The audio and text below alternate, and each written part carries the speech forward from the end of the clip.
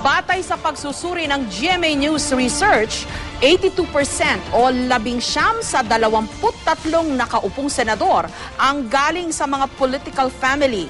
Nasa 64% naman o 181 sa 285 na kongresista ang miyembro rin ng political clan. Kanina, umalma si Senadora Miriam Defensor Santiago sa naunang pahayag ni Vice President Jejo Marbinay na talunan daw ang mga nagsusulong ng pagbabawal ng political dynasties. Pero giit ni Binay, hindi ang senadora ang pinatatamaan niya, kundi ang ilang senatorial candidates na ginagamit lang daw ang issue.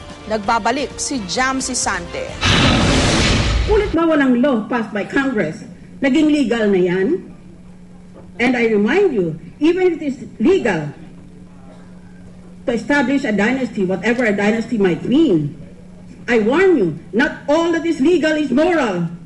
Muling nagpakawala ng maaanghang na salita si Senadora Miriam Defensor Santiago sa pagkwestiyon niya sa posisyon ni Vice President Jejo Marbinay tungkol sa political dynasties. Sa isang interview ng isang pahayagan, sinabi raw ng Vice-Presidente na ang publiko na ang bahalang humusga sa mga kandidatong mula sa political families. Hindi rin daw siya pabor sa anti-political dynasty law. Hindi raw dapat pigilang tumakbo kung qualified naman ng isang kandidato. Pero para sa senadora, hindi ito katanggap-tanggap. Oh, that is wrong. I take the liberty of correcting your Vice President's belief. He has no business staying in government. If that is his belief, and he went to UP Law School, where I was his contemporary. Ma'am, he was ahead of us. Yes.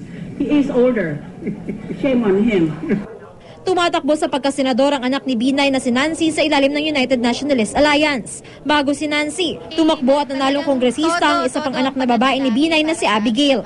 Ang anak na lalaking si Junjun naman ang pumalit kay Binay bilang mayor ng Makati nang siya'y tumakbo sa pagkabise noong 2010. Pero bago ang mga anak, naging mayor ng Makati ang kanyang may bahay na si Elenita nang makatatlong termino siya sa lungsod. Umalma din si Santiago sa sinabi ni Binay na perennial losers o mga laging talunan sa eleksyon ang nagtutulak sa mga mungkahing ipagbawal ang political dynasties. Si Santiago ang may akda ng anti-political dynasty bill sa Senado na naglalayong ipagbawal ang pagtakbo at pag-upo sa pwesto sa gobyerno ng mga magkakamag-anak. I lost the presidential election only because I won in the voting but I lost in the counting. Hanggang mamatay ako, yan ang tatayuan ko. Oh. Ngayon nag-file ako ng anti-dynasty bill. Di ba masasaktan ang senador na gumagawa ng ganyan tapos sasabihin lang na perennial losers na naman nag-file niyan? Nasa room si Binay para sa pagtalaga kay Archbishop Luis Antonio Tagle bilang cardinal. Pero sa isang pahayag, nilinaw ng kampo ng Vice-Presidente na ang tinutukoy ni Binay ay ang ilang kumakandidato sa pagkasenador na sumasakay lang daw sa issue ng political dynasty. Hindi raw ang mga may akda ng anti-dynasty bills ang punteriya ni Binay.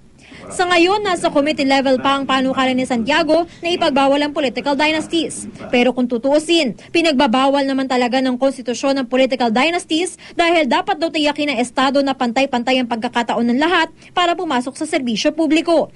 Gayunman, hindi ito maipatupad dahil walang batas na magbibigay ngipin sa probisyong ito. Jam Sisante, GMA News.